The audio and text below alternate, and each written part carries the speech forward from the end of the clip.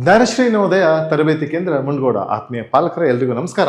So ನಿಮ್ಗೆಲ್ರಿಗೂ ತಿಳಿದಂಗೆ ಇವತ್ತೇ ನವೋದಯ ಪರೀಕ್ಷೆಯ ಅಪ್ಲಿಕೇಶನ್ ಶುರು ಆಗಿದೆ. ಸೊ ಹಾಗಾದ್ರೆ ಇವತ್ತಿನ ವಿಡಿಯೋ ಯಾಕೆ ಅಂತ ಹೇಳಿದ್ರೆ, ನವೋದಯ ಅಪ್ಲಿಕೇಶನ್ಲಿ ತುಂಬಾ ಹಲವು ಬದಲಾವಣೆಗಳನ್ನು ಮಾಡಿದ್ದಾರೆ.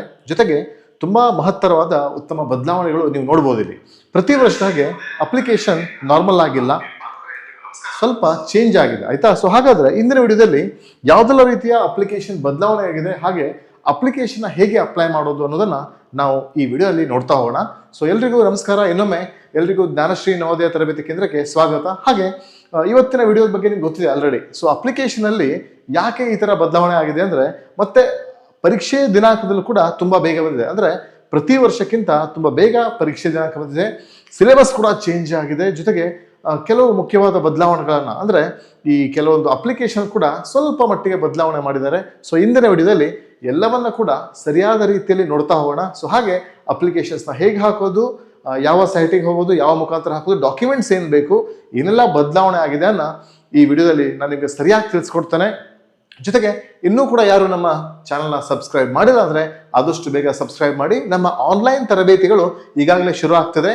ನೀವು ಇನ್ನೂ ಕೂಡ ನಮ್ಮ ಆನ್ಲೈನ್ ತರಬೇತಿಗೆ ಜಾಯಿನ್ ಆಗಿಲ್ಲ ಅಂತ ಹೇಳಿದ್ರೆ ದಯವಿಟ್ಟು ಪ್ಲೇ ಸ್ಟೋರಿಗೆ ಹೋಗ್ಬಿಟ್ಟು ನಮ್ಮ ಜ್ಞಾನಶ್ರೀ ಅಕಾಡೆಮಿ ಅಪ್ಲಿಕೇಶನ್ಸ್ನ ಇನ್ಸ್ಟಾಲ್ ಮಾಡಿಬಿಟ್ಟು, ಆಯ್ತಾ. ನೋಡಿ, ಜ್ಞಾನಶ್ರೀ ಅಕಾಡೆಮಿ ಅಪ್ಲಿಕೇಶನ್ ಇನ್ಸ್ಟಾಲ್ ಮಾಡೋ ಮುಖಾಂತರ ನಿಮಗೆ ಎಲ್ಲ ರೀತಿಯ ಒಂದು ನವೋದಯ ತರಬೇತಿ ಕೂಡ ಸಿಗುತ್ತೆ.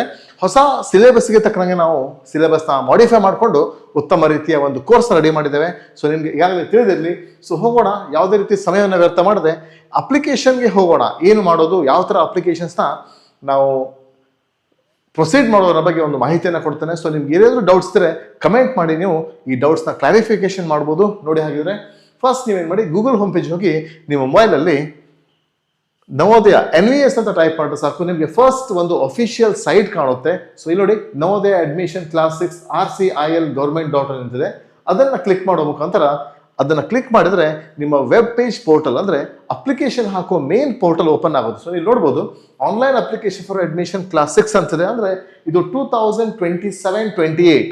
ಈಗ 2026 ಇಯರ್ ಆದ್ರೂ ಕೂಡ ನಾವು ಅಡ್ಮಿಷನ್ ಇಯರ್ 2027 ಅಂತ ಹೇಳ್ತೇವೆ. ಸೊ ಆದ್ರಿಂದ ನಾನು ಹೆಡ್ಡಿಂಗ್ ಅಲ್ಲಿ ನೋಡಿರ್ಬೋದು, ನೀವು ಏನಾಗ್ತಿದೆ, ನವೋದಯ ಅಪ್ಲಿಕೇಶನ್ ಪ್ರೊಸೆಸ್ 2027 ಅಂತಿದೆ. ಸೊ ಇಲ್ಲಿ ನೋಡಿ, ಈ ವೆಬ್ ಪೇಜ್ ಓಪನ್ ಆದ ನಂತರ ನಿಮ್ಗೆ ಇಲ್ಲಿ ಕೆಲವೊಂದು ಕ್ಯಾಂಡಿಡೇಟ್ ಕಾರ್ನರ್ ಸಿಗುತ್ತೆ. ಸೊ ಒಂದು ರಿಜಿಸ್ಟ್ರೇಷನ್ ಲಿಂಕ್ ಕೊಟ್ಟಿದ್ದಾರೆ.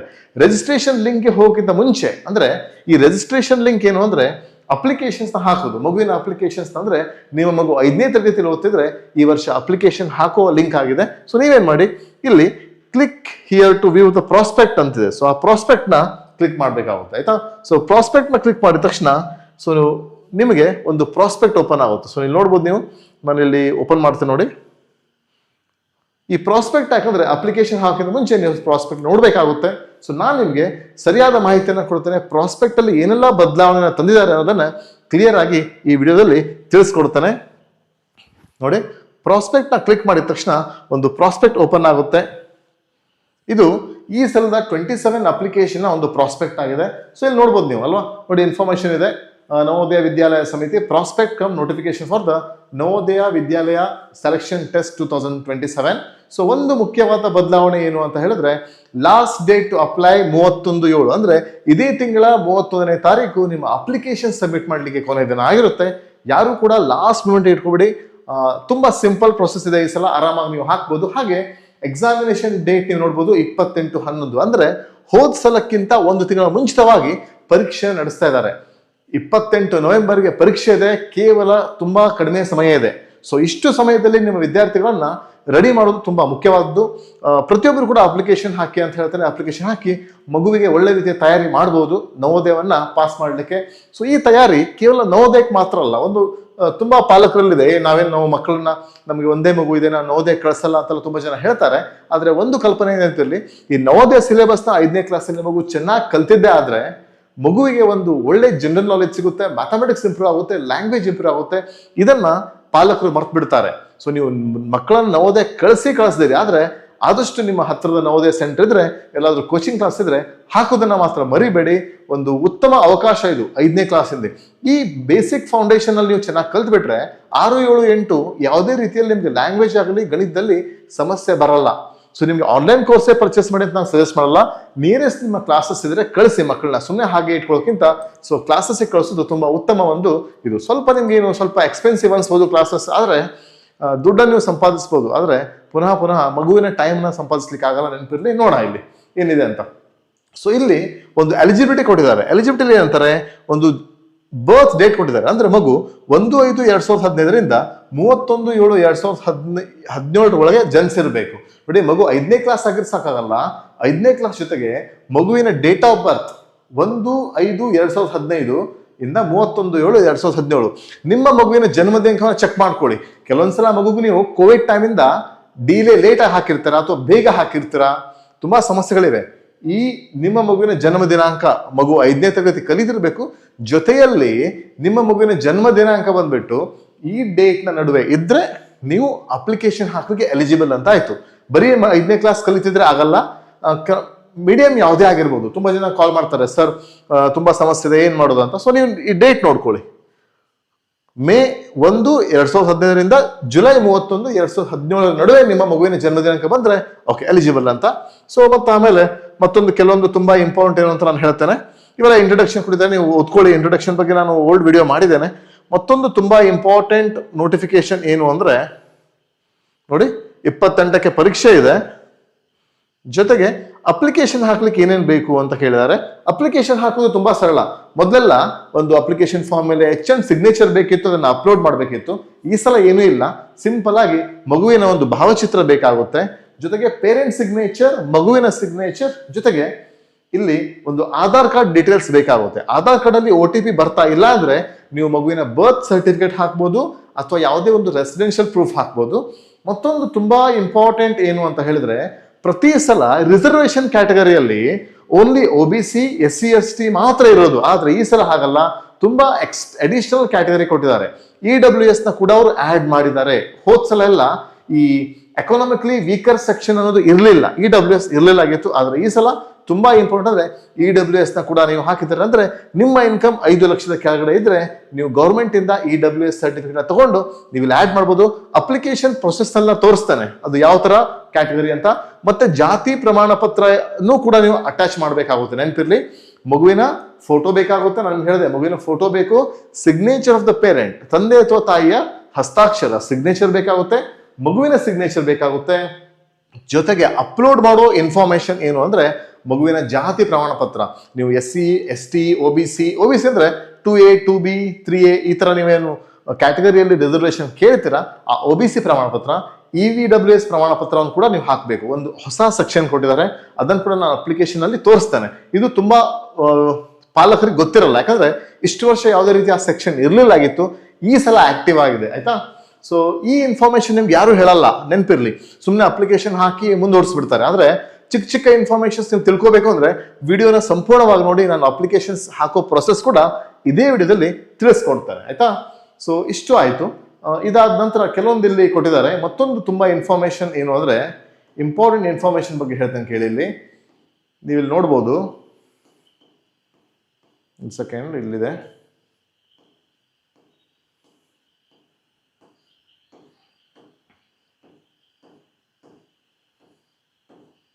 ಹೊಸ ಅಪ್ಡೇಟ್ ಇದು, ಆಯ್ತಾ. ಸೊ ಇದು ಹೊಸ ಅಪ್ಡೇಟ್. ಹೂ ಈಸ್ ಎಲಿಜಿಬಲ್ ಅನ್ನೋದು ಪ್ರತಿ ವರ್ಷ ಕೊಡ್ತಿದ್ರು, ಆದ್ರೆ ಇಲ್ಲೊಂದು ಸೆಕ್ಷನ್ ಆಡ್ ಮಾಡಿದ್ದಾರೆ. ಇದು ಸ್ವಲ್ಪ ಎಲ್ಲರಿಗೂ ಕೂಡ ಕನ್ಫ್ಯೂಷನ್ ಆಗ್ಬೋದು, ಕೆಲವು ಪಾಲಕರಿಗೆ ಸ್ವಲ್ಪ ಸಮಸ್ಯೆ ಅನಿಸ್ಬೋದು. ನೋಡಿ, ಇಲ್ಲಿ ಅಡ್ಮಿಷನ್ ಆಫ್ ಕ್ಯಾಂಡಿಡೇಟ್ ಅಂತಿದೆ. ಸೊ ಅದೇ ಜಿಲ್ಲೆಯ ವಿದ್ಯಾರ್ಥಿಗಳು ಅದೇ ಜಿಲ್ಲೆಯಲ್ಲಿ ಅಪ್ಲಿಕೇಶನ್ ಹಾಕ್ಬೇಕಾಗುತ್ತೆ. ಅದಂತೂ ಹೋದ್ಸಲದಿಂದ ಇದೆ. ಆದ್ರೆ ಇಲ್ಲಿ ನೋಡಿ, the school where the candidate is studying must be situated within maximum radial distance of 10 kilometre. ಅಂದ್ರೆ ಇವ್ರು ಏನಂತಾರೆ, ಮಗುವಿನ ಶಾಲೆ ಮಗುವಿನ ಮನೆಯಿಂದ 10 ಕಿಲೋಮೀಟರ್ ದೂರದಲ್ಲೇ ಇರ್ಬೇಕಂತೆ. 10 ಕಿಲೋಮೀಟರ್ ಡಿಸ್ಟೆನ್ಸ್ ಇದ್ದಿದ್ದ ಶಾಲೆಗೆ ಅದನ್ನ ಅವ್ರು ಏನ್ ಮಾಡ್ತಾರಂತೆ, the radial distance between the residence class 5 will be subjected to explicit verification and duly certified by the concern official. JNU ಅವರು ಅದನ್ನ ಅಫಿಷಿಯಲ್ ಆಗಿ ಕನ್ಫರ್ಮ್ ಮಾಡ್ಕೋತಾರಂತೆ. ಮಗು ಯಾವ ಶಾಲೆಗೆ ಸೇರಿದೆ ಅಂದ್ರೆ 5ನೇ ಕ್ಲಾಸ್ ಓದುವಾಗ ಅದರ ಮನೆ ಹತ್ರನೇ ಶಾಲೆಗೆ ಸೇರಿದನೋ ಅಥವಾ ದೂರ ಸೇರಿದನೋ ಅದನ್ನು ಕನ್ಫರ್ಮ್ ಮಾಡ್ತಂತೆ. ಇಷ್ಟು ವರ್ಷದ ಒಂದು ನೋಟಿಫಿಕೇಶನ್ ಅಲ್ಲಿ ಈ ಪಾಯಿಂಟ್ ಇರ್ಲಿಲ್ಲ ಆಗಿತ್ತು. ಸೊ ಒಂದು ಸ್ವಲ್ಪ ವಿಚಾರ ಮಾಡೋ ವಿಚಾರ. ಮೇ ಬಿ ಅವರು ಯಾವ ತರ ವೆರಿಫಿಕೇಶನ್ ಮಾಡ್ಬೋದು ಗೊತ್ತಿಲ್ಲ. ಮೇ ಬಿ ನೀವು ಅದನ್ನ ನೀವು ಈಸಿಯಾಗಿ ಹೇಳ್ಬೋದು, ನಾಳೆ ನಮ್ಮ ಮಗು ಶಾಲೆ ಹತ್ರನೇ ಮನೆ ಇದೆ ಅಂತ ಹೇಳ್ಬೋದು, ಅಥವಾ ದೂರ ಇದೆ ಅಂತ ಹೇಳ್ಬೋದು. ಇದು ಕಂಪಲ್ಸರಿ ಅವರು 10 ಕಿಲೋಮೀಟರ್ ಒಳಗಿರ್ಬೇಕಂತ ಕಂಪಲ್ಸರಿ ಮಾಡ್ಲಿಕ್ಕೆ ಬರಲ್ಲ. ಯಾಕಂದ್ರೆ ಕೆಲವೊಂದು ಕಡೆ ಶಾಲೆ ಇರಲ್ಲ, ನಾವು 20-30 ಕಿಲೋಮೀಟರ್ ದೂರದ ಶಾಲೆಗೆ ಕಳಿಸ್ತಾ ಇರ್ತವೆ. ನೋಡೋಣ JNV ಅವರು ಅದ್ರ ಬಗ್ಗೆ ಏನು ಆನ್ಸರ್ ಕೊಡ್ತಾರೆ ಅಂತ. ಸೊ ಅದಾದ ನಂತರ ಮತ್ತೊಂದು ತುಂಬಾ ಇಂಪಾರ್ಟೆಂಟ್ ಅಂದ್ರೆ, ನಿಮ್ಮ ಮಗು 5ನೇ ಕ್ಲಾಸ್ ಆಗಿದ್ರೆ ಮಾತ್ರ ಅಪ್ಲಿಕೇಶನ್ ಹಾಕಿ, 4ನೇ ತರಗತಿ ಓದ್ತಿರೋ ಅಪ್ಲಿಕೇಶನ್ ಹಾಕ್ಬೇಡಿ. ಯಾಕಂದ್ರೆ ಒಂದೇ ಸಲ ಅಪ್ಲಿಕೇಶನ್ ಹಾಕ್ಲಿಕ್ಕೆ ಅವಕಾಶ ಇರುತ್ತೆ. ಮತ್ತೆ ನಾನು ಹೇಳಿದೆ ಆಲ್ರೆಡಿ, ಬರ್ತ್ ಡೇಟ್ ಹೇಳಿದೆ 2015 21 ಒಳಗಡೆ ಇರಬೇಕಾಗುತ್ತೆ. ಸಾರಿ 21 ಅಲ್ಲ 17 ಒಳಗಡೆ. ಮತ್ತೊಂದು ತುಂಬಾ ಇನ್ಫಾರ್ಮೇಶನ್ ಏನಂದ್ರೆ, ತುಂಬಾ ಜನ ಈ ಗ್ರಾಮೀಣ ಪ್ರದೇಶದ ಬಗ್ಗೆ ಕೇಳ್ತಾರೆ. ಸೊ ಗ್ರಾಮೀಣ ಸರ್ ಹೇಗಾಗುತ್ತೆ, ನಮ್ಮ ರೂರಲ್ ಕ್ಯಾಂಡಿಡೇಟ್ ಹೇಗಾಗುತ್ತೆ, ಮಗು 3, 4 ಅಥವಾ 5 ಕಲ್ತಿರ್ಬೇಕಾ ಅಥವಾ 5 ಒಂದೇ ಕಲ್ತಿದ್ರೆ ಸಾಕ ಅಂತ. ನೆನಪಿರ್ಲಿ, ನಿಮ್ಮ ಮಗುವಿಗೆ ಒಂದು ಗ್ರಾಮೀಣ ಪ್ರದೇಶದ ಅಭ್ಯರ್ಥಿ ಅಂತಾನೆ ಅವ್ರು ಮಾಡಬೇಕು ಅಂದ್ರೆ, ರೂರಲ್ ಕ್ಯಾಟಗರಿ ಸರ್ಟಿಫಿಕೇಟ್ ಸಿಗ್ಬೇಕು ಅಂದ್ರೆ ನಿಮ್ಮ ಮಗು 3, 4, 5 3 ತರಗತಿಯನ್ನ ಒಂದು ಹಳ್ಳಿ ಶಾಲೆ ಕಲ್ತಿರ್ಬೇಕು. ಅಪ್ಪಿತಪ್ಪಿ 3ನೇ ಕ್ಲಾಸ್ ಒಂದು ಪೇಟೆ ಶಾಲೆಯಲ್ಲಿ ಅಡ್ಮಿಷನ್ ಆಗಿ 1 ತಿಂಗಳಾಯಿದ್ದು ಆಮೇಲೆ ಮತ್ತೆ ಹಳ್ಳಿ ಶಾಲೆಗೆ ಬಂದ್ರೆ ಅಪ್ಲಿಕೇಬಲ್ ಆಗಲ್ಲ. ಯಾಕಂದ್ರೆ ಸ್ಯಾಟ್ ಎಂಟ್ರಿಯಲ್ಲಿ ಎಲ್ಲಾ ಇನ್ಫಾರ್ಮೇಶನ್ ಸಿಕ್ಬಿಡುತ್ತೆ. 3ನೇ ಕ್ಲಾಸ್ ಎಲ್ಲಿ ಕಲ್ತಿದೆ, 4ನೇ ಕ್ಲಾಸ್ ಎಲ್ಲಿ ಕಲ್ತಿದೆ, 5ನೇ ಕ್ಲಾಸ್ ಎಲ್ಲಿ ಕಲ್ತಿದೆ ಅಂತ. ಸೊ ಅದಕ್ಕೋಸ್ಕರ ಕೆಲವೊಬ್ರು 4ನೇ ಕ್ಲಾಸ್ ಪೇಟೆಯಲ್ಲಿ ಕಲ್ತು ಸಡನ್ ಆಗಿ ಗ್ರಾಮೀಣ ಕ್ಯಾಟಗರಿ ಸಿಗ್ಲಿ. ನಿಮ್ಗೆ ಗೊತ್ತಿದೆ, ಯಾಕೆಂದ್ರೆ 75% ಗ್ರಾಮೀಣ ವಿದ್ಯಾರ್ಥಿಗಳಿಗೆ ಮೀಸಲಿದೆ. 80 ಸೀಟಲ್ಲಿ 60 ಸೀಟ್ನ ಗ್ರಾಮೀಣ ಪ್ರದೇಶದ ವಿದ್ಯಾರ್ಥಿಗಳಿಗೆ ತೆಗೆದುಕೊಳ್ಳುವಾಗ ನಮಗೊಂದು ಆಸೆ ಹುಟ್ಟುತ್ತಾರೆ, ನಮ್ಮ ಮಗು ಗ್ರಾಮೀಣ ಚೆನ್ನಾಗಿತ್ತಲ್ಲ ಅಂತ ಹೇಳಿ. ಸೊ ನೀವೇನು ತಪ್ಪು ಮಾಡ್ಲಿಕ್ಕೆ ಹೋಗ್ಬೇಡಿ. 5ನೇ ಕ್ಲಾಸ್ ಒಂದೇ ಗ್ರಾಮೀಣ ಕಲ್ಸಿದ್ರೆ ಮಗು ಗ್ರಾಮೀಣ ಅಭ್ಯರ್ಥಿ ಆಗೋದಿಲ್ಲ. ಇದು ಕ್ಲಿಯರ್ ಆಗಿಲ್ಲ, ಆಯ್ತಾ? ಗ್ರಾಮೀಣ ಅಭ್ಯರ್ಥಿ ಆಗ್ಬೇಕು ಅಂದ್ರೆ 3, 4, 5 3 ವರ್ಷ ಕೂಡ ಗ್ರಾಮೀಣ ಶಾಲೆ ಕಲಿಬೇಕು. ಒಂದೇ ಶಾಲೆ ಕಲಿಬೇಕಂತ ರೂಲ್ಸ್ ಇಲ್ಲ. ನೆನಪಿರ್ಲಿ, ಕೆಲವರು ಕನ್ಫ್ಯೂಷನ್ ಹೋಗ್ತಾರೆ, ಸರ್ ಒಂದೇ ಶಾಲೆ ಕಲ್ತಿರ್ಬೇಕಾಯ್ತಾ? ಶಾಲೆ ಬದಲಾವಣೆ ಆಗ್ಬೋದು. ಅದೇ ಜಿಲ್ಲೆಯಲ್ಲಿ ಅಂದ್ರೆ ನೀವು ಯಾವ ಜಿಲ್ಲೆಗೆ 5ನೇ ಕ್ಲಾಸ್ ಕಲಿತಿದೆ ಅದೇ ಜಿಲ್ಲೆಯ ಆಧಾರ್ ಕಾರ್ಡ್ ಇರಬೇಕಾಗುತ್ತೆ. ನೀವು ಒಂದು ಜಿಲ್ಲೆಯಿಂದ ಒಂದು ಕಡೆ ಟ್ರಾನ್ಸ್ಫರ್ ಆಗಿದ್ದಿದ್ರೆ ಆ ಜಿಲ್ಲೆಯ ಆಧಾರ್ ಕಾರ್ಡ್ ಮಾಡಿಸ್ಕೊಳ್ಳಿ, ಮಗುವಿನ ಆಧಾರ್ ಕಾರ್ಡ್, ಪಾಲಕರ ಆಧಾರ್ ಕಾರ್ಡ್. ಯಾಕೆ ತುಂಬಾ ಇಂಪಾರ್ಟೆಂಟ್ ಅಂದ್ರೆ, at the time of admission ಅವ್ರು ಕೇಳ್ತಾರೆ, ಅಡ್ಮಿಷನ್ ಪ್ರೋಸೆಸ್ ಅಲ್ಲಿ ಮಗುವಿನ ಆಧಾರ್ ಕಾರ್ಡ್ ಎಲ್ಲಿದೆ, ತಂದೆ ತಾಯಿ ಆಧಾರ್ ಕಾರ್ಡ್ ಎಲ್ಲಿದೆ, ಜೊತೆಗೆ ಒಂದು ವಾಸಸ್ಥಳ ಪ್ರಮಾಣ ಪತ್ರವನ್ನು ಕೂಡ ಕೇಳ್ತಾರೆ. ಸೊ ನೀವು ಬೇರೆ ಜಿಲ್ಲೆಗೆ ಮೈಗ್ರೇಟ್ ಆಗಿ ಅಲ್ಲಿ ಶಾಲೆಗೆ ಸೇರಿಸಿದ್ದಿದ್ರೆ ಅದೇ ಜಿಲ್ಲೆಯ ಒಂದು ಡಾಕ್ಯುಮೆಂಟ್ಸ್ ನ ಮಾಡ್ಕೊಂಡ್ರೆ ನೀವು ಈಸಿಯಾಗಿ ಅಪ್ಲಿಕೇಶನ್ ಹಾಕ್ಬೋದು. ಸೆಲೆಕ್ಷನ್ ಆದ್ಮೇಲೆ ಕೂಡ ಯಾವುದೇ ರೀತಿ ತೊಂದರೆಗಳು ನಿಮ್ಗೆ ಬರಲ್ಲ, ಆಯ್ತಾ? ಸೊ ಇದು ಒಂದು ತುಂಬಾ ಇಂಪಾರ್ಟೆಂಟ್ ಗ್ರಾಮೀಣ ಪ್ರದೇಶಕ್ಕೋಸ್ಕರ. ಸೊ ಮತ್ತೊಂದು ಬದಲಾವಣೆ ಏನು ಆಗಿದೆ ಅಂತ ಹೇಳಿದ್ರೆ, ನೋಡಿ ತುಂಬಾ ಬದಲಾವಣೆ, ಮುಖ್ಯವಾದ ಬದಲಾವಣೆ ಅದು. ಇಷ್ಟು ವರ್ಷ ಇರಲಿಲ್ಲ, ಇವಾಗ ಈ ಬದಲಾವಣೆಯನ್ನ ಅವರು ತಂದಿದ್ದಾರೆ. ಏನು ಅಂದ್ರೆ, ಸಿಲೆಬಸ್ ಅಲ್ಲಿ ಬದಲಾವಣೆ ಆಗಿದೆ. ಈ ಸಿಲೆಬಸ್ ಏನು ಬದಲಾವಣೆ ಆಗಿದೆ? ಇಷ್ಟೇ ನಾವು ಅನ್ಕೋತಿದ್ವಿ, ಅರ್ಥಮೆಟಿಕ್ ಟೆಸ್ಟ್ ಇರುತ್ತೆ, ಗಣಿತ ಇರುತ್ತೆ, ಮೆಂಟಲ್ ಎಬಿಲಿಟಿ ಇದೆ, ಹಾಗೆ ಲ್ಯಾಂಗ್ವೇಜ್ ಇರುತ್ತೆ, ಕನ್ನಡ ಅಥವಾ ಇಂಗ್ಲಿಷ್ ಇರುತ್ತೆ ಅಂತ. ಸೊ ಈ ಸಲ ನೋಡಿ ಎಕ್ಸಾಮ್ ಪ್ಯಾಟರ್ನ್ ಸ್ವಲ್ಪ ಅಬ್ಸರ್ವ್ ಮಾಡಿ. 3 ಸೆಕ್ಷನ್ಸೇ ಇದೆ. ಸೆಕ್ಷನ್ಸ್ 3ನೇ 80 ಕ್ವೆಶನ್ಸ್ 100 ಮಾರ್ಕ್ಸ್ ಇದೆ. ಆದರೆ ಮೆಂಟಲ್ ಎಬಿಲಿಟಿ ಸಿಲೆಬಸ್ ನ ಕಟ್ ಮಾಡಿ EVS ನ ಆಡ್ ಮಾಡಿದ್ದಾರೆ. MAT ಮತ್ತು EVS ಅಂತ ಇದನ್ನ ಕೊಲ್ಯಾಟ್ ಮಾಡಿದ್ದಾರೆ. ಈ 40 ಪ್ರಶ್ನೆಗಳು ಏನು ಮೆಂಟಲ್ ಎಬಿಲಿಟಿ ಇರ್ತಿತ್ತು ಹೋದ್ ಸಲ ಎಲ್ಲ, ಈ ಸಲ ಏನಾಗಿದೆ, ಅದು 20+20 ಆಗಿದೆ. ಅಂದ್ರೆ 10 ಮೆಂಟಲ್ ಎಬಿಲಿಟಿ ಚಾಪ್ಟರ್ಸ್ ಕಲಿಯೋ ಅವಶ್ಯಕತೆ ಇಲ್ಲ, 5 ಕಲ್ತ್ರೆ ಸಾಕು.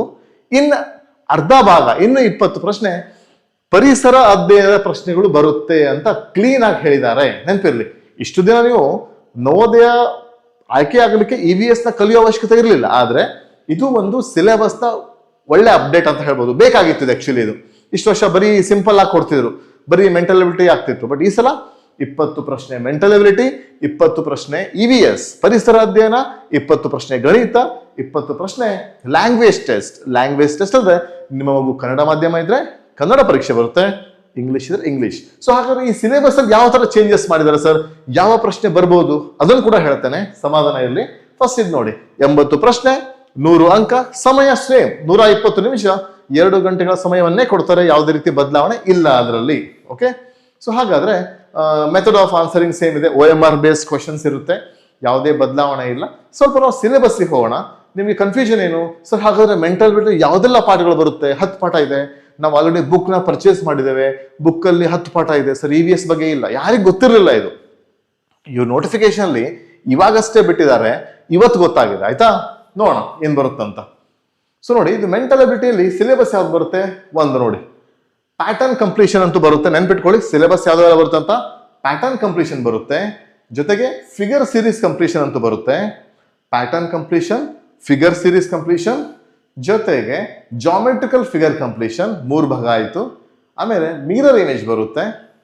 ಅದು ಬಿಟ್ಟು ಎಂಬೆಡೆಡ್ ಫಿಗರ್. ಇದು 5 ಪಾಠಗಳು ಮಾತ್ರ ಇದೆ.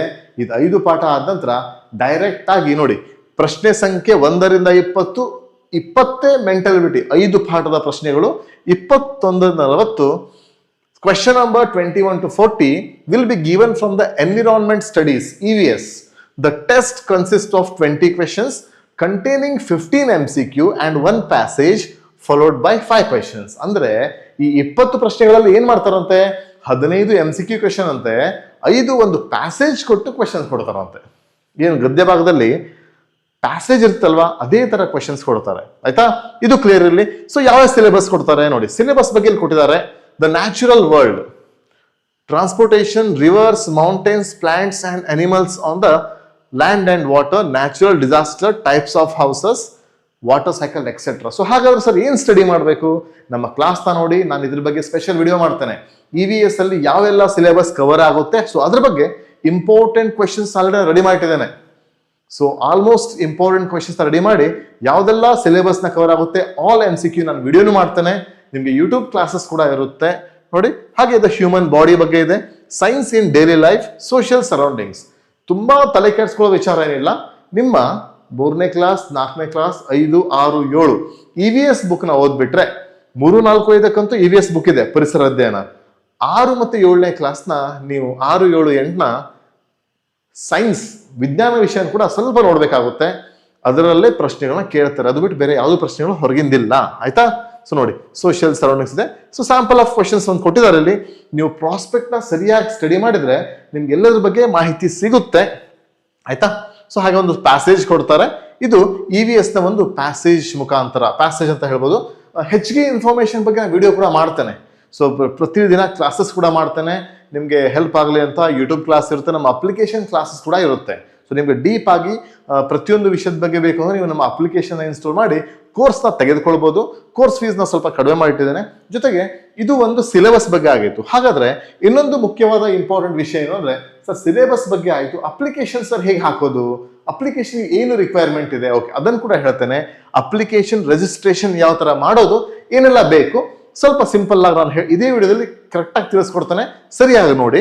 ಇಲ್ಲೊಂದಿದೆ, ನೀವೇನು ಅಪ್ಲಿಕೇಶನ್ ಸೈಟಿಗೆ ಹೋಗ್ತೀರಾ, ಕ್ಲಿಕ್ ಹಿಯರ್ ಫಾರ್ ರಿಜಿಸ್ಟ್ರೇಷನ್ ಅಂತ ಇದೆ ಅಲ್ವಾ, ಕ್ಲಿಕ್ ಹಿಯರ್ ಫಾರ್ ರಿಜಿಸ್ಟ್ರೇಷನ್ ಅಂತಿದೆ. ಇದನ್ನು ಕ್ಲಿಕ್ ಮಾಡಿ. Click here for registration click ಮಾಡಿದ ತಕ್ಷಣ ನೋಡಿ, ಒಂದು ಹೇಳ್ತೇನೆ ನಿಮಗೆ, ಇಲ್ಲಿ ತುಂಬಾ ಹೊತ್ತು ಟೈಮ್ ಸ್ಪೆಂಡ್ ಮಾಡಬೇಡಿ. ನೀವು ಫಿಲ್ ಮಾಡಿದ ಇನ್ಫಾರ್ಮೇಶನ್ ಹೋಗ್ಬಿಡುತ್ತೆ. ಕೇವಲ 10 ನಿಮಿಷಗಳು ನೀವು ಅಪ್ಲಿಕೇಶನ್ ಕಂಪ್ಲೀಟ್ ಮಾಡಬೇಕು. ಆಯ್ತಾ. ಇಲ್ಲಾಂದ್ರೆ ಪದೇ ಪದೇ ಸರ್ವರ್ ಇಶ್ಯೂಸ್ ಇಂದ ಓಪನ್ ಆಗ್ತಿರುತ್ತೆ. ಇದು ಕೊಟ್ಟಿದ್ದಾರೆ ನೋಡಿ, ಇಂಪಾರ್ಟೆಂಟ್ ಡೇಟ್ಸ್ ಕೊಟ್ಟಿದ್ದಾರೆ, ಲಾಸ್ಟ್ ಡೇಟ್ ಯಾವಾಗ ಕೊಟ್ಟಿದ್ದಾರೆ, so downloading admit card, date of examination ಎಲ್ಲ ಕೊಟ್ಟಿದ್ದಾರೆ. ಸೊ ಇಲ್ಲಿ ಕೆಲವೊಂದು ಇನ್ಸ್ಟ್ರಕ್ಷನ್ಸ್ ಇದೆ. Please read the following eligibility conditions carefully. ನಾನು ಸ್ವಲ್ಪ ಓದಿ ಹೇಳ್ತೇನೆ ನಿಮ್ಗೆ ಏನಂತ. ಒಂದು, candidate has never appeared the JNVST examination previous year. ಇಲ್ಲಿ ತನಕ JNV ಎಕ್ಸಾಮ್ ನ ಮಗು ಅಪಿಯರ್ ಮಾಡಿರಬಾರ್ದು. ಕೆಲವೊಬ್ರು ಪಾಲಕರಿದ್ದಾರೆ, ನಮ್ಮ ಮಗು ತುಂಬಾ ಚೆನ್ನಾಗಿದೆ, 4ನೇ ಕ್ಲಾಸಲ್ಲೇ ಒಂದ್ಸಲ ಅಪ್ಲೈ ಮಾಡೋಣ ಅಂತ ಅಪ್ಲೈ ಮಾಡ್ತಾರೆ. ಸೊ ಅಂತ ತಪ್ಪನ್ನ ನೀವು ಮಾಡ್ಲಿಕ್ಕೆ ಹೋಗ್ಬೇಡಿ. 4ನೇ ಕ್ಲಾಸ್ ಪಾಲಕರಿದ್ರೆ ನೀವು 5ನೇ ಕ್ಲಾಸಿಗೆ ಮಗುನ ಹಾಕಬೇಕು. ಒಂದ್ಸಲ ಹೋದ ವರ್ಷ ರಿಜಿಸ್ಟ್ರೇಷನ್ ಮಾಡಿದ್ದಿದ್ರೆ ಇನ್ನೊಂದ್ಸಲ ರಿಜಿಸ್ಟ್ರೇಷನ್ ತೆಗೆದುಕೊಳ್ಳಲ್ಲ, ಅದು ನೆನಪಿರ್ಲಿ. ನೆಕ್ಸ್ಟ್, 5ನೇ ಕ್ಲಾಸ್ ಓದಿರ್ಬೇಕು ಅಂತಿದೆ. ಮತ್ತೊಂದು ತುಂಬಾ ಇಂಪಾರ್ಟೆಂಟ್, ಪಾಲಕರು ಪದೇ ಶಾಲೆನ ಚೇಂಜ್ ಮಾಡ್ತಾರೆ ಕೋಚಿಂಗ್ಗೋಸ್ಕರ. ಇಲ್ಲಿ ನೋಡಿ, the candidate was promoted from 4 to officially admit to class 5 in a recognized school on before 31st July. ಅಂದ್ರೆ ನಿಮ್ಮ ಮಗು 31 ಜುಲೈಕ್ಕಿಂತ ಮುಂಚೆ ಶಾಲೆ ಅಡ್ಮಿಷನ್ ಆಗಿರಬೇಕು. ನೀವೇನಾದ್ರೂ ಆಗಸ್ಟಿಗೆ ಅಡ್ಮಿಷನ್ ಮಾಡಿಸಿ ಆಮೇಲೆ ಮಾಡ್ತೇನೆ ಅಂದ್ರೆ ಸಾಧ್ಯ ಆಗಲ್ಲ. ಅಥವಾ ಒಂದು ಶಾಲೆ ಅಡ್ಮಿಷನ್ ಇದೆ, ಅಪ್ಲಿಕೇಶನ್ ಹಾಕಿ ಶಾಲೆನ ಬದಲಾವಣೆ ಮಾಡ್ತೀರಾ, ಅವಕಾಶ ಇಲ್ಲ. ದಯವಿಟ್ಟು ಪಾಲಕರು ಆ ತರ ಮಾಡ್ಲಿಕ್ಕೆ ಹೋಗ್ಬೇಡಿ. ಒಂದೇ ಶಾಲೆ ಇಡಿ, ಅದೇ ಶಾಲೆ ಕಂಟಿನ್ಯೂ ಮಾಡಿಸಿ. ಆಯ್ತಾ. ಅಂದ್ರೆ ನೀವು ಅಡ್ಮಿಷನ್ ಮಾಡೋದಿದ್ರೆ ಈ 31 ಜುಲೈ ಒಳಗಡೆ ಮಾಡ್ಬಿಡಿ ಅಂತ ಅಷ್ಟೇ ಇನ್ಫಾರ್ಮೇಶನ್. ನೆಕ್ಸ್ಟ್ ನೋಡೋಣ. ಇಲ್ಲಿ ಇಂಡಿಯನ್ ನ್ಯಾಷನಲ್, ನಾವೇನು ಫಾರಿನರ್ಸ್ ಆಗಿರಲ್ಲ, ಇಂಡಿಯನ್ ನ್ಯಾಷನಲ್ ಆಗಿರ್ತವೆ. ಸೊ ಇಲ್ಲಿ ಮತ್ತೊಂದಿದೆ, ಪ್ರಾಸ್ಪೆಕ್ಟ್ ನ ಓದಿ ಅಂತ ಒಂದು ಸೆಂಟೆನ್ಸ್ ಕೊಟ್ಟಿದ್ದಾರೆ. ಜೊತೆಗೆ ಒಂದು ವ್ಯಾಲಿಡ್ ಆಧಾರ್ ನಂಬರ್ ಇರಬೇಕು ಅಂತ ಅವ್ರು ಹೇಳುತ್ತೆ. ಸೊ ನೀವೇನ್ ಮಾಡ್ಬೇಕಾಗಿದ್ರೆ ಇಲ್ಲಿ ಸೆಲೆಕ್ಟ್ ಮಾಡಿಕೊಂಡು ಆಧಾರ್ ನಂಬರ್ ಇದೇನೋ ಇಲ್ಲ ಅಂತ ಒಂದು ಆಪ್ಷನ್ ಇದೆ, ಇದೆ ಅಂತ ಕೊಟ್ಕೊಳ್ಳೆ ನೋಡಿ, ಎಸ್ ಅಂತ ಕೊಟ್ಕೊಳ್ಳೆ, ನಿಮ್ದು ಏನಾಗುತ್ತೆ, so declare the fulfilling yes ಅಂತ ಕೊಡ್ತೀರಾ, ಇಲ್ಲಿ ಆಧಾರ್ ನಂಬರ್ ಎಸ್ ಅಂತ ಕೊಡ್ತೀರಾ. ಸೊ ಇಲ್ಲಿ ಆಧಾರ್ ನಂಬರ್ ಕೇಳುತ್ತೆ. ಆಧಾರ್ ನಂಬರ್ ಕೇಳಿದ ತಕ್ಷಣ ನೀವು ಮಗುವಿನ ಆಧಾರ್ ನಂಬರ್ ಹಾಕ್ತೀರಾ. ಆಧಾರ್ ನಂಬರ್ ಅಂದ್ರೆ ನಿಮ್ಮ ಆಧಾರ್ ಕಾರ್ಡಲ್ಲಿ ಯಾವ ಫೋನ್ ನಂಬರ್ ಮೆನ್ಷನ್ ಆಗಿರುತ್ತೋ ಆ ಫೋನ್ ನಂಬರ್ಗೆ ಒಂದು OTP ಬರುತ್ತೆ. OTPನ ಪ್ರೊಸೀಡ್ ಮಾಡಿ ನೀವೇನ್ ಮಾಡ್ಬೋದು, OTPನ ಪ್ರೊಸೀಡ್ ಮಾಡಿ ನೆಕ್ಸ್ಟ್ ಸ್ಟೆಪ್ಗೆ ಹೋಗಬಹುದು. ಇನ್ ಕೇಸ್ ಸರ್ ನಮ್ಗೆ OTP ಬರ್ತಾ ಇಲ್ಲ, ಕೆಲವೊಂದ್ಸಲ ಫೋನ್ ನಂಬರ್ ಅಪ್ಡೇಟ್ ಆಗಿದ್ರೆ ಅಥವಾ ಎರರ್ ಆಗಿದ್ರೆ OTP ಬರಲ್ಲ. ಆ ಕ್ಷಣದಲ್ಲಿ ಏನ್ ಮಾಡ್ಬೇಕು, ಸಿಂಪಲ್ ಏನ್ ಮಾಡ್ಬೇಕಂದ್ರೆ ಇಲ್ಲಿ do you have Aadhaar number ಅಂತಿದೆ, ಇಲ್ಲಿ ನೋ ಅಂತ ಕೊಡಿ. ನೋ ಅಂತ ಕೊಟ್ಕೊಳ್ಳೆ ಇಲ್ಲಿ ಒಂದು any government approved residency certificate ಕೇಳುತ್ತೆ. ನೀವು ಇಲ್ಲಿ ಏನಾದರೂ ಅಪ್ಲೋಡ್ ಮಾಡಿ. ಇಲ್ಲಿ ಕೇಳಿದ್ದಾರೆ ಒಂದು ನೀವು ಬರ್ತ್ ಸರ್ಟಿಫಿಕೇಟ್ನ ಅಪ್ಲೋಡ್ ಮಾಡಿ ಅಥವಾ ನೀವು ಮಗುವಿನ ಆಧಾರ್ ಕಾರ್ಡ್ನೇ ಹಾಕಿ. ಬೇಕಿದ್ರೆ OTP ಬರದೇ ಇದ್ದ ಪಕ್ಷದಲ್ಲಿ OTP ಹಾಕಿದ್ರೆ ಕೆಲವೊಂದು ಆಟೋಮೆಟಿಕ್ ಫಿಲ್ ಆಗುತ್ತೆ. ಆಧಾರ್ ಕಾರ್ಡಲ್ಲಿ ಮಿಸ್ಟೇಕ್ಸ್ ಇದ್ರೆ OTP ಹಾಕ್ಲಿಕ್ಕೆ ಹೋಗಬೇಡಿ.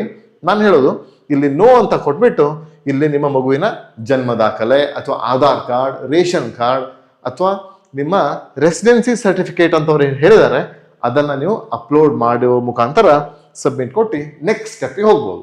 ಆ ನೆಕ್ಸ್ಟ್ ಸ್ಟೆಪ್ ಅಲ್ಲಿ ಏನೆಲ್ಲ ಬರುತ್ತೆ ಅನ್ನೋದನ್ನ ನಾನೊಂದು ಲೈವ್ ಅಪ್ಲಿಕೇಶನ್ ಹಾಕಿ ನಿಮ್ಗೆ ಒಂದು ವಿಡಿಯೋ ಮಾಡಿ ತೋರಿಸ್ತೇನೆ. ಆ ವಿಡಿಯೋನ ಸರಿಯಾಗಿ ನೋಡ್ಕೊಳ್ಳಿ.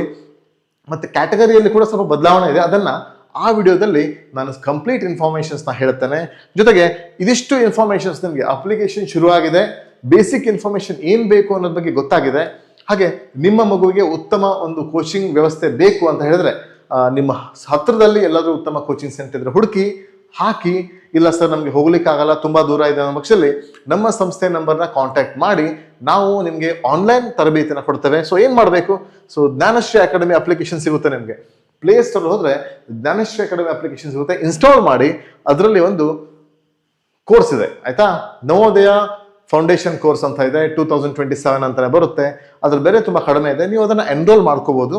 ಅದರಲ್ಲಿ ನಾವು ಕೆಲವೊಂದು ಲೈವ್ ಕ್ಲಾಸಸ್ನ ಹಾಗೆ ಆನ್ಲೈನ್ ರೆಕಾರ್ಡಿಂಗ್, ಆಫ್ಲೈನ್ ರೆಕಾರ್ಡಿಂಗ್ ಕೂಡ ಹಾಕ್ತೇವೆ. ಕಂಪ್ಲೀಟ್ 1 ಇಯರ್ಗೆ ನಿಮ್ಮ ಮಗುಗೆ ಪರೀಕ್ಷೆಗೆ ಏನೇನು ಬೇಕು ಅದರ ಸಂಪೂರ್ಣ ಮಾಹಿತಿನ ಕೊಡ್ತೇವೆ. ಜೊತೆಗೆ ಪ್ರೀವಿಯಸ್ 20 ಇಯರ್ ಪೇಪರ್ನ ಕೂಡ ಸಾಲ್ವ್ ಮಾಡಿ ಕೊಡ್ತೇವೆ. ಜೊತೆಗೆ ಮತ್ತು ಎಕ್ಸ್ಟ್ರಾ 20 ಕ್ವೆಶ್ಚನ್ ಪೇಪರ್ನ ಸಾಲ್ವ್ ಮಾಡಿ ಒಂದು ಉತ್ತಮ ಕೋರ್ಸ್ನ ರೆಡಿ ಮಾಡಿದ್ದೇವೆ. ನೀವು ಈ ಕೋರ್ಸ್ಗೆ ಜಾಯಿನ್ ಆಗ್ಬಹುದು.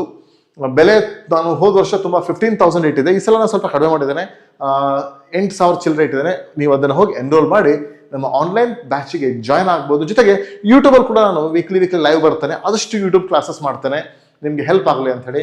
ಸಿಲೆಬಸ್ ಚೇಂಜ್ ಆಗಿದೆ, ಮಗುವಿಗೆ ಕನ್ಫ್ಯೂಷನ್ ಆಗಬಾರ್ದು. ತುಂಬಾ ಮಕ್ಕಳು ನಮ್ಮ ಯೂಟ್ಯೂಬ್ ಮೇಲೆ ಡಿಪೆಂಡ್ ಆಗಿರ್ತಾರೆ. ಅದಕ್ಕೋಸ್ಕರ ನಿಮ್ಗೆ ಕಂಪ್ಲೀಟ್ ಆಗಿ ಎಕ್ಸಾಮ್ ಆಗೋ ತನಕ ಕೂಡ ನಾನು ಏನ್ ಮಾಡ್ತೇನೆ, ನಿಮ್ಮ ಜೊತೆಗೆ ಇರ್ತೇನೆ ಅಂತ ಹೇಳ್ತಾ ಇವತ್ತಿನ ಒಂದು ಈ ಇನ್ಫಾರ್ಮೇಶನ್ ವಿಡಿಯೋನ ಮುಗಿಸ್ತೇನೆ.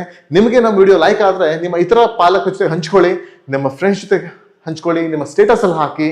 ಜೊತೆಗೆ ನಮ್ಮ ಚಾನಲ್ನ ಸಬ್ಸ್ಕ್ರೈಬ್ ಮಾಡಿಬಿಟ್ಟು ಒಂದು ಲೈಕ್ ಬಟನ್ನ ಕ್ಲಿಕ್ ಮಾಡಿ ಅಂತ ಹೇಳ್ತಾ, ನಿಮಗೆ ಯಾವ್ದು ಸಬ್ಜೆಕ್ಟ್ ಮೇಲೆ ವಿಡಿಯೋ ಬೇಕು ಅಂತ ನಮಗೆ ಒಂದು ಕಮೆಂಟ್ ಮಾಡಿ ತಿಳಿಸಿದ್ರೆ ಆ ಸಬ್ಜೆಕ್ಟ್ನ ವಿಡಿಯೋ ಮಾಡಲಿಕ್ಕೆ ನಾನು ಇಷ್ಟಪಡ್ತೇನೆ. ಸೊ ಆದಷ್ಟು ವಿಡಿಯೋ ನಾನು ಮಾಡ್ತೇನೆ ಮುಂದಿನ ದಿನಗಳಲ್ಲಿ ಅಂತ ಹೇಳ್ತಾ ಇವತ್ತಿನ ಈ ಒಂದು ವಿಡಿಯೋ ಇನ್ಫಾರ್ಮೇಶನ್ಸ್ನ ಮುಗಿಸ್ತೇವೆ. ಎಲ್ರಿಗೂ ಧನ್ಯವಾದಗಳು.